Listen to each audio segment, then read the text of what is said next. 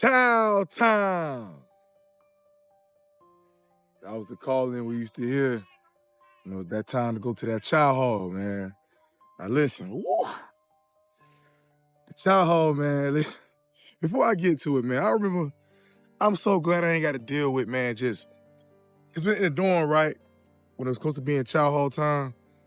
It used to get on my nerves, man. People used to just like stand at the door, like 40 minutes before chow was even gonna be called because they didn't want to be the last ones in line.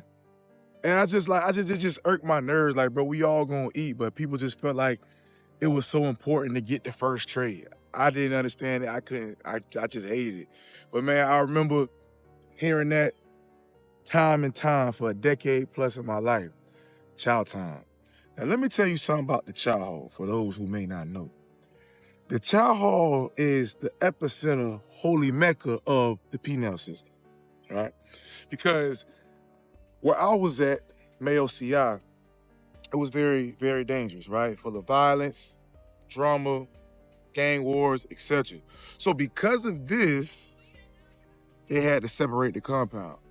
So they had certain dormitories going to like the rec yards and, you know, other places throughout the compound. But the chow hall, they tried their best. But when they tried to separate and divide it too much, it took too much time. It was a time lapse, so they had to speed it up. So because they had to speed it up, they just said, fuck it, and just let everybody come to the chow hall within a nice, organized fashion. But the chow hall was like the middle ground for everybody to come and meet.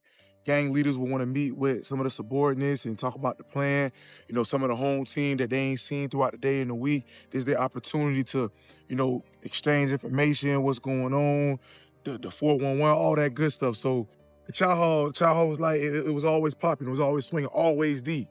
And I remember going there, man, chow hall, you gotta be careful, man, because, you know, it can go down any second at the chow hall. Even though it's a lot of security, the chow hall was like the place where a lot of crash outs happen. When I say crash outs, are the people that was afraid to like fight, make some noise in the dorm. And it's a valid reason because sometimes you may have some gangs in there, you got a problem with one gang member, but you know if you get in the paint with him, get in the fight with him, all his gang buddies gonna come, and really you have a low probability of winning. So what people do, they say, okay, well look, I'm gonna go ahead and crash him out in the chow hall, meaning swing on him, stab him, hit him with a locker, hit him with a tray in the chow hall, get on his ass for about 2-3 minutes. So by the time his gang buddies even try to interject, the police done already broke it up.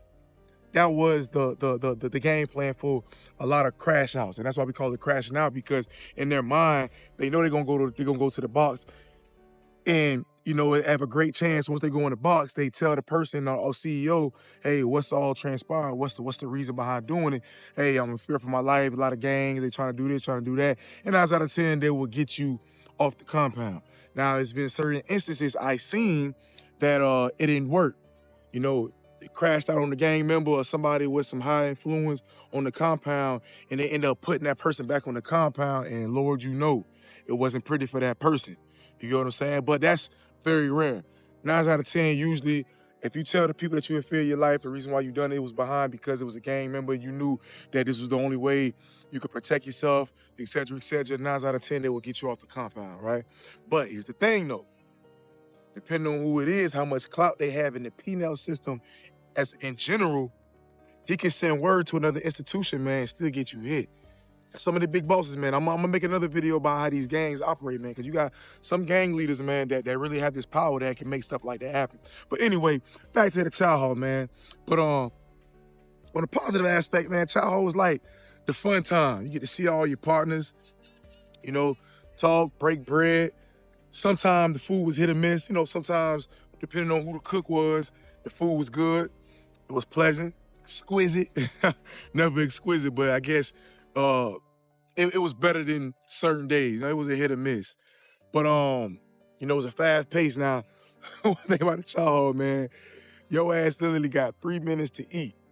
When you get that tray out that chute, as soon as you sit your ass on that steel, boy, you got 3 minutes. So you gotta know how to balance it. So you gotta know how to, you know, chow it down while conversing at the same time. And usually when people chowing down, it really is less conversation. All the conversation really transpires on the way to the chow hall and leaving from the chow hall. But when we actually eating, man, because we got 33 minutes, it ain't much to say, man, because it don't matter.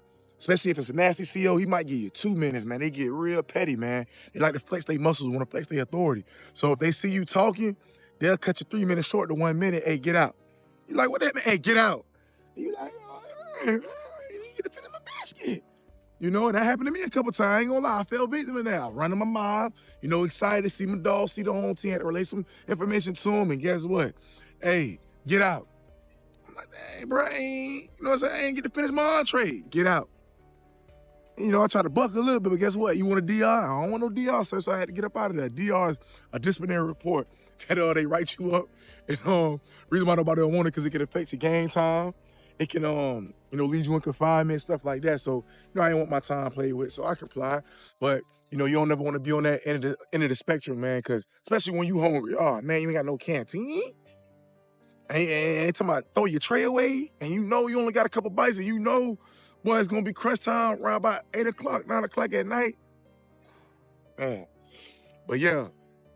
But like I say, man, chow hall, man. I remember one instance, dog. It was a guy. He feared for his life. He had some problems with some games.